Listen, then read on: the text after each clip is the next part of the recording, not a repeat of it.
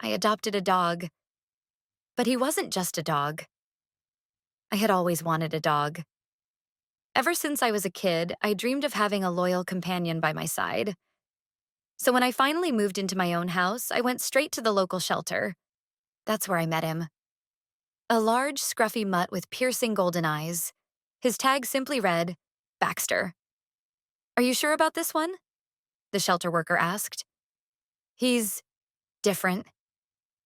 That should have been my first clue, but I just laughed. That's perfect. I like different. Baxter settled in quickly, but from day one, strange things started happening. At night, I'd hear noises, shuffling sounds, almost like footsteps. Doors creaked open, even though I swore I'd closed them. My phone would vanish from the table, only to turn up in the backyard. Then, one evening, I caught him. I had been working late and decided to grab a midnight snack. As I walked into the kitchen, I saw Baxter standing on two legs, staring at the refrigerator. His front paws hovered inches from the handle as if he was trying to open it. The moment he saw me, he dropped back onto all fours and let out a guilty whine. My heart pounded. Did I just... No way. I shook my head, convinced I was exhausted and imagining things. But the strangeness continued. One day, I came home early and saw my TV on. A nature documentary played about wolves. The remote was on the couch, right where Baxter sat. His paw rested suspiciously close to the buttons. I narrowed my eyes. Did you turn on the TV? Baxter wagged his tail innocently.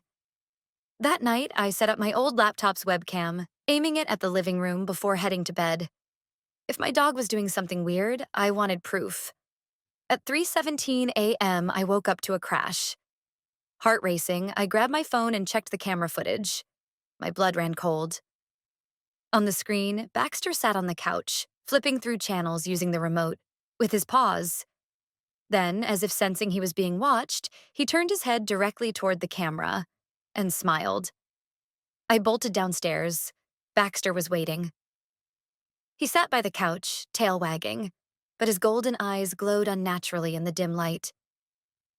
What are you? I whispered. Baxter tilted his head. Then, to my absolute horror, he spoke. Not in a bark, not in a growl. In perfect, clear English. About time you figured it out. I stumbled backward. My knees hit the coffee table, knocking over a lamp. This isn't real. Baxter sighed. Look, I know this is weird, but you need to listen. I'm not just a dog. I was someone else before. A long time ago. And I need your help. My mind was spinning. Wait, are you saying you were a person? Baxter gave a slight nod.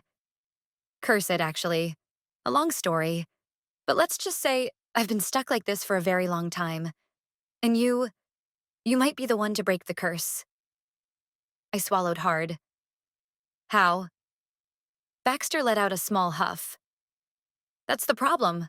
I don't remember. I stared at him, my heart still hammering. My dog, my ordinary scruffy mutt, wasn't just a dog. He was something else entirely. And now I was stuck in the middle of his mystery. Guess we're going to find out together, I muttered. Baxter grinned.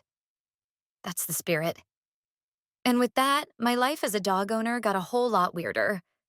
Baxter, my dog, my talking dog, curled up on the couch, watching me with his unnervingly human-like golden eyes.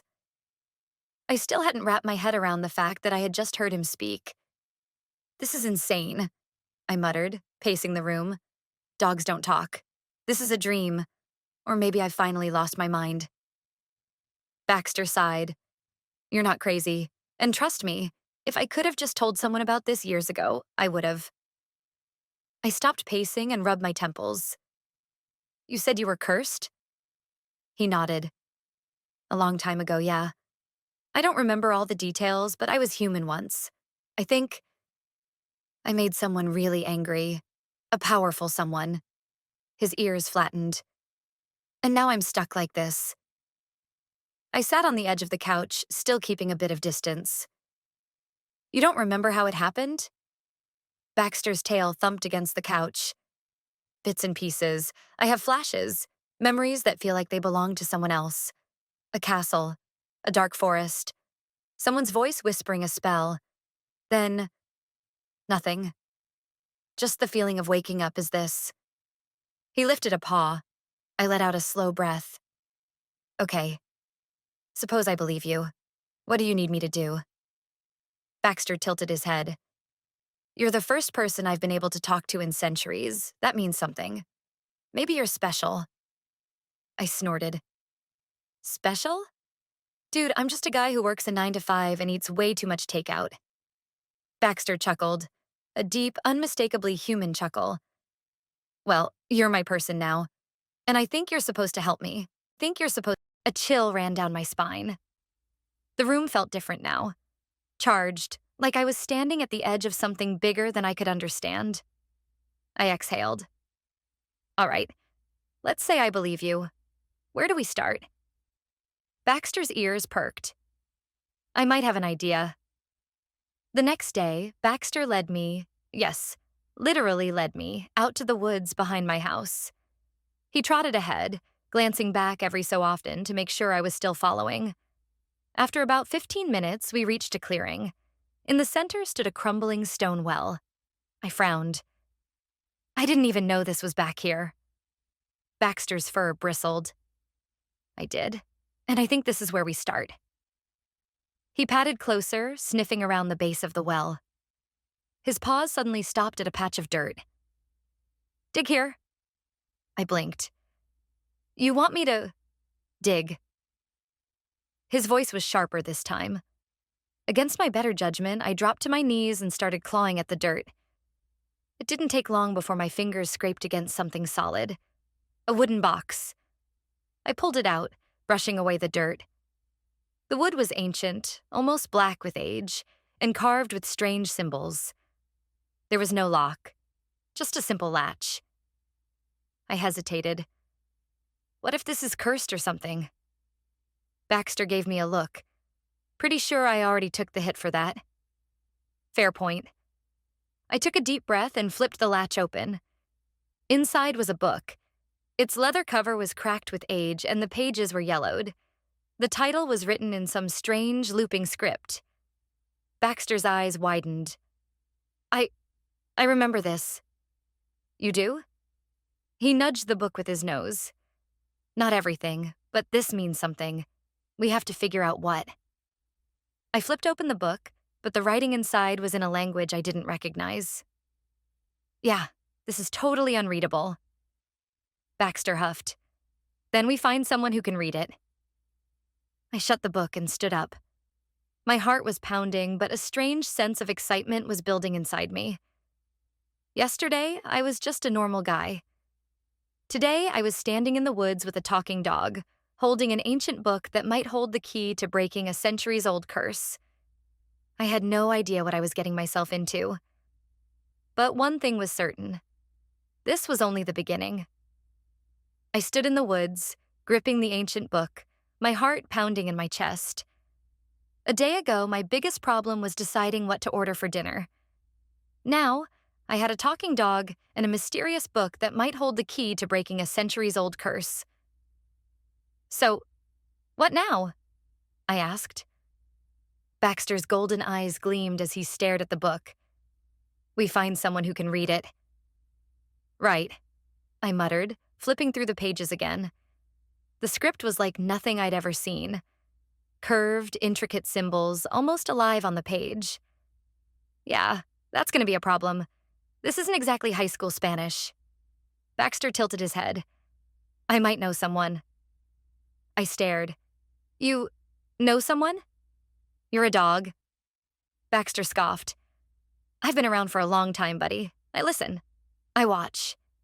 And I remember things. He trotted ahead. Come on, we need to visit the hermit. I groaned. Oh, that doesn't sound sketchy at all. Baxter ignored me, already making his way toward the trees. The hermit Baxter led me deep into the woods, far beyond where I'd ever gone before.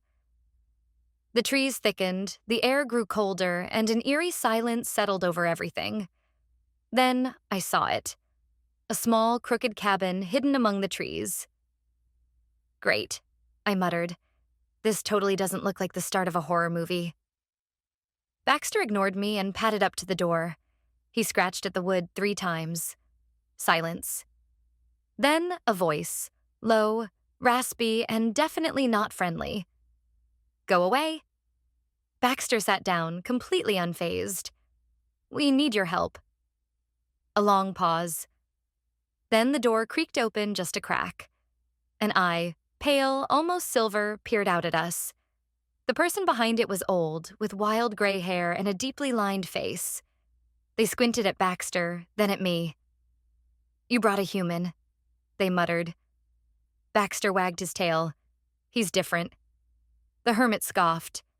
They always are. The door opened wider and they gestured for us to enter. I hesitated, glancing at Baxter. You sure about this? He nodded.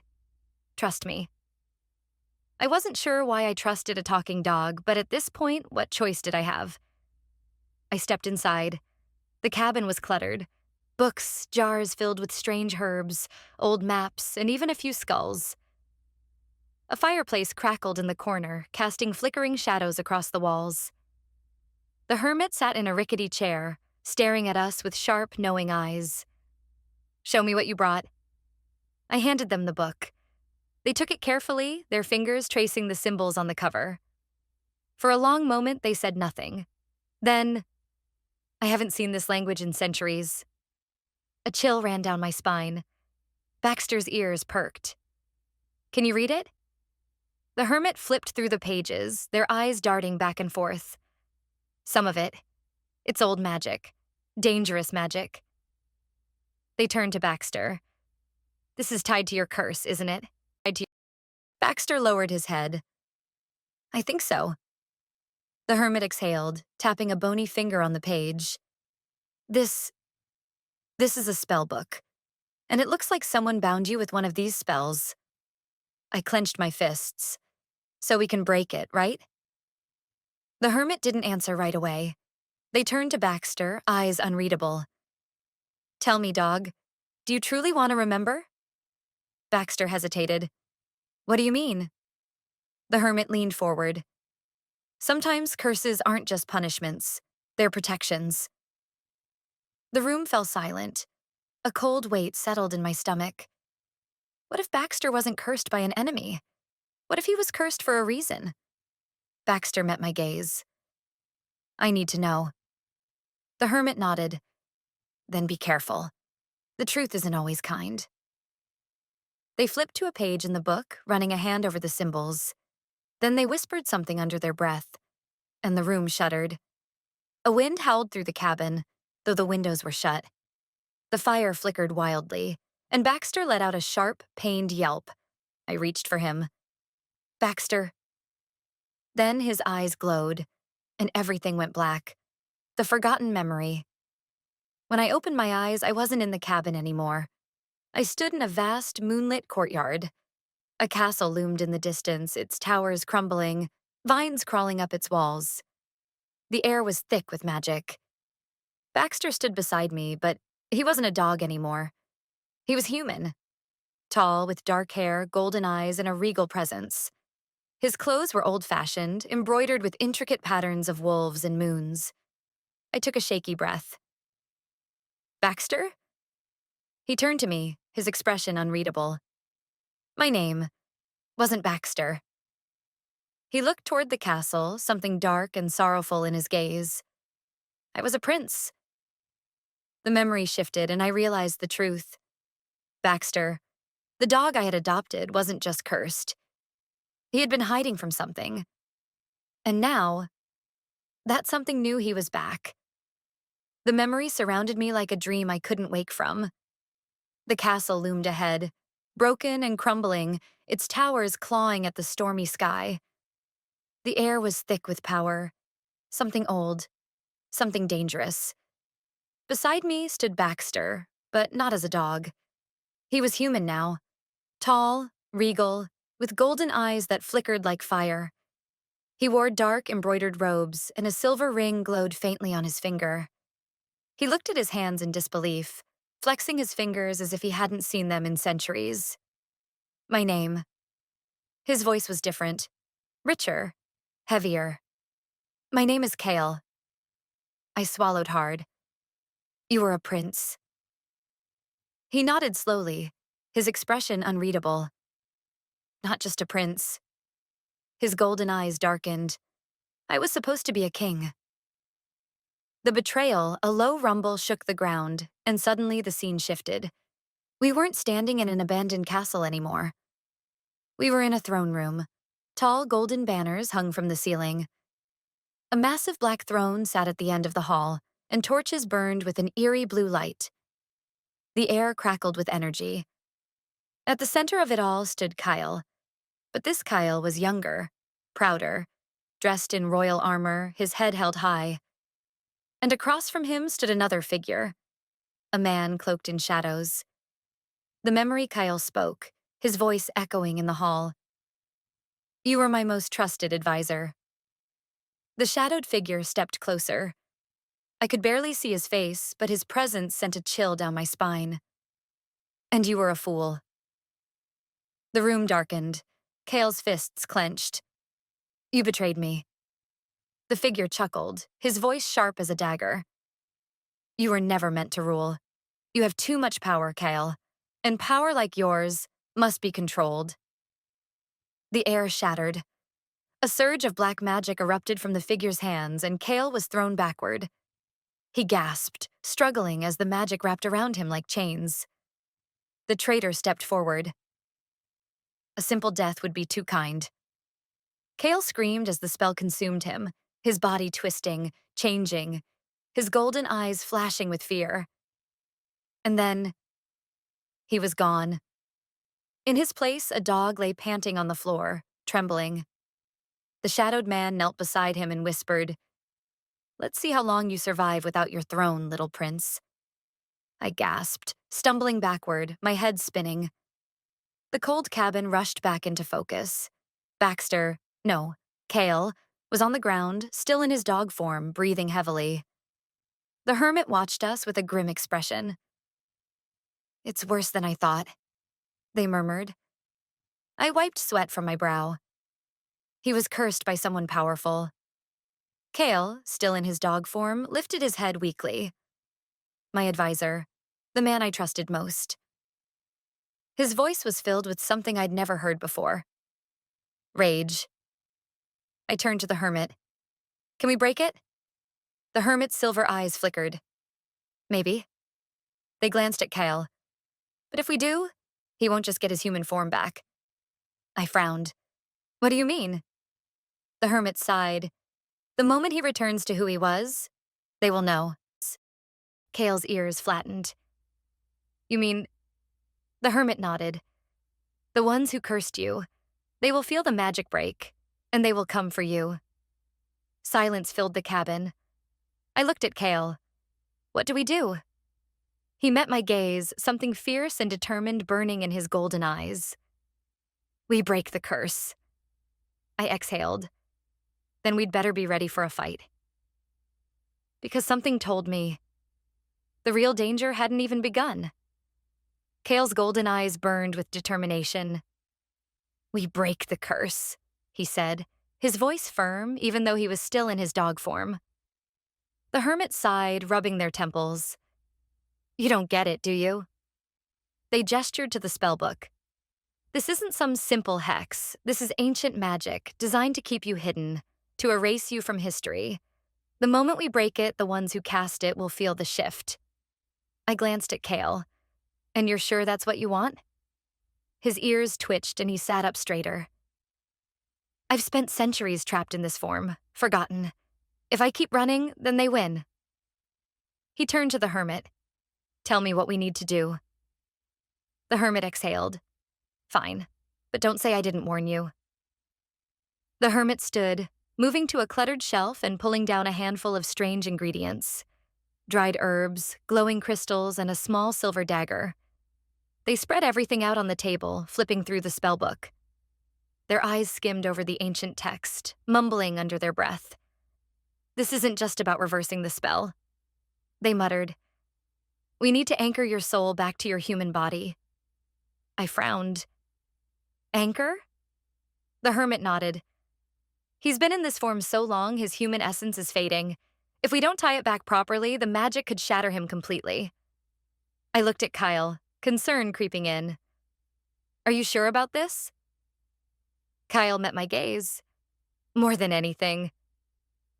The hermit lit a small fire in the center of the room, placing the crystals in a circle around it. The spell requires two things, they said. Something that ties Kale to his past. They slid the silver dagger toward him.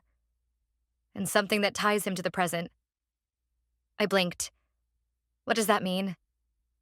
The hermit looked at me. You. I froze. Me? The hermit nodded. You're the one who found him, the one who's been with him. That connection is strong enough to ground him in the present. I swallowed hard. And what happens if this goes wrong? The hermit didn't answer. That was comforting. Kyle nudged my leg. You don't have to do this, but I trust you. I let out a slow breath, then nodded. Let's do it. The hermit drew a symbol on the ground with chalk, intricate swirling lines filled with runes I couldn't understand. Kale stepped into the center, his golden eyes steady. The hermit handed me a small vial of liquid. Drink this. It will link your energy to his. I hesitated, then swallowed it down. It tasted like honey and fire. The air grew heavy. The flames flickered violently, and the runes on the ground began to glow. Kale's fur stood on end, and he gritted his teeth. Now, the hermit commanded. Call his name. I hesitated, then took a deep breath. Kale. The moment the name left my lips, the air exploded. Wind howled through the cabin. The fire roared to life, burning blue and white. Kyle let out a pained howl as his body lifted off the ground, his form shifting, twisting. The spellbook's pages flipped wildly, and the symbols on the floor pulsed. Then, crack. A surge of magic erupted from Kale's body, and in a blinding flash of light, he collapsed to the floor. Silence. Smoke curled around the room. The fire had gone out, leaving only the faint glow of the runes. And in the center of it all, Kyle lay motionless. But he wasn't a dog anymore. He was human. Dark, tousled hair, golden eyes, a scar across his jaw. He was dressed in old, tattered royal clothing, but there was no mistaking it. He was back.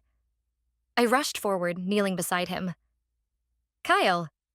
His eyelids fluttered. He blinked up at me, confusion flickering in his gaze. Then, he smirked. Still alive, he muttered. I let out a breath I didn't realize I was holding. You scared the hell out of me. The hermit crouched beside us, pressing 2 fingers to Kale's wrist. It worked, but their expression darkened. We need to move now. A chill ran down my spine. Kyle must have felt it too, because he sat up, his entire body tense. They know. The hermit nodded. They'll be coming for you. I swallowed hard. So what do we do? Kale clenched his fists. We fight. Lightning flashed outside the cabin, and in the distance. A shadowy figure was already watching us. Lightning cracked outside, illuminating the shadowed figure standing at the tree line. My stomach twisted. Someone was already here. Kyle followed my gaze, his golden eyes narrowing. He moved quickly, pulling himself to his feet. His balance wavered. Centuries spent as a dog clearly took a toll, but his expression remained sharp, dangerous.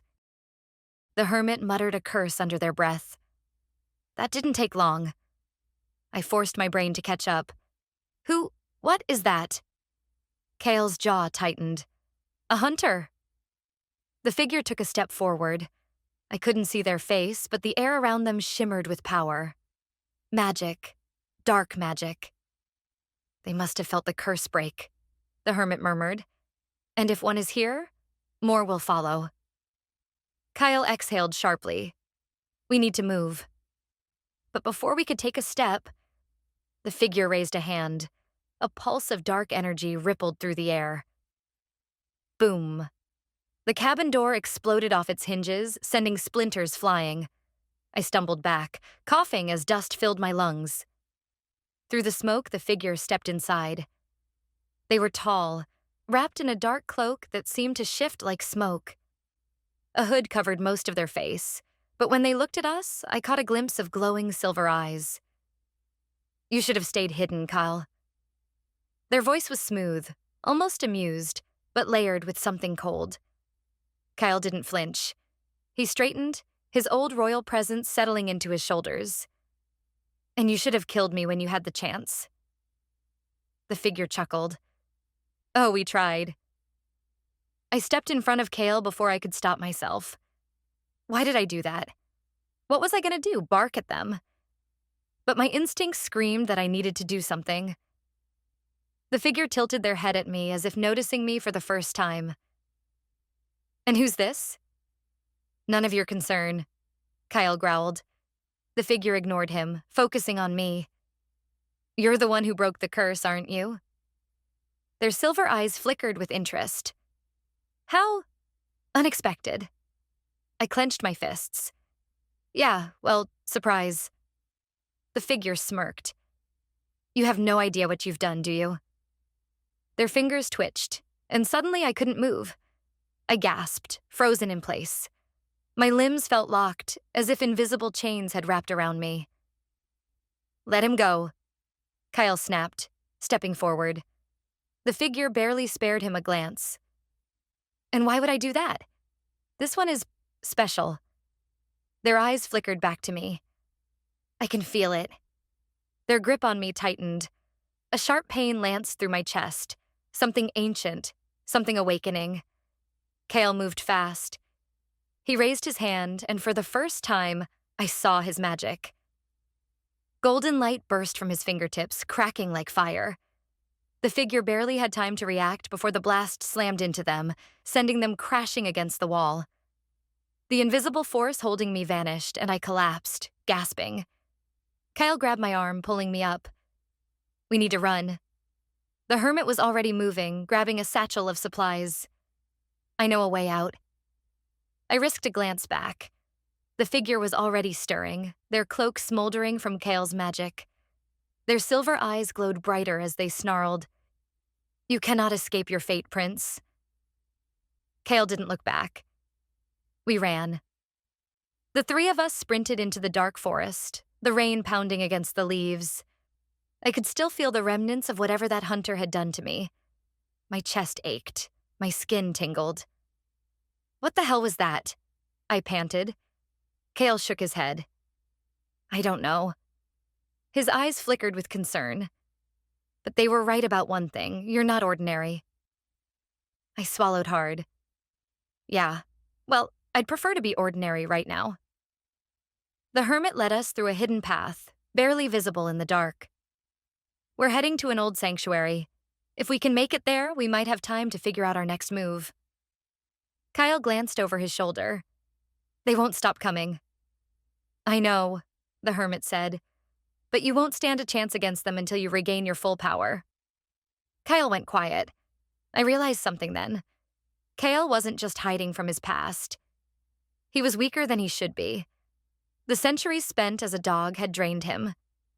He had magic, but not enough to take on the full force of whoever had cursed him. I looked at him, his jaw tight, his hands clenched. He wasn't just running. We pushed forward through the forest, the sound of rushing water growing closer. The hermit suddenly stopped, raising a hand. "Wait." I tensed. "What is it?" The hermit's silver eyes darted toward me. "You." I blinked. "Me?" Kale frowned. "What about him?"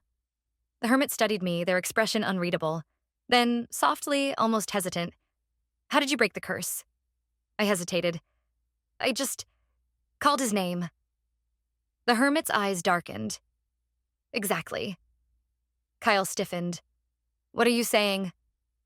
The hermit took a slow breath. "Breaking a curse that old? That powerful?" They shook their head. "Only someone with magic in their blood could do that." Silence fell between us. Silence. I felt my heart pound. That's impossible. The hermit gave me a long, knowing look. Kale's eyes locked onto mine. Is it? A sinking feeling settled in my gut. Because the pain I'd felt when the hunter touched me, the strange pull in my chest, it wasn't just in my head. I wasn't normal. And if that was true, then maybe I wasn't just a part of Kale's story. Maybe I was a part of his past, too. The wind howled through the trees, whispering secrets I didn't understand. I wasn't normal.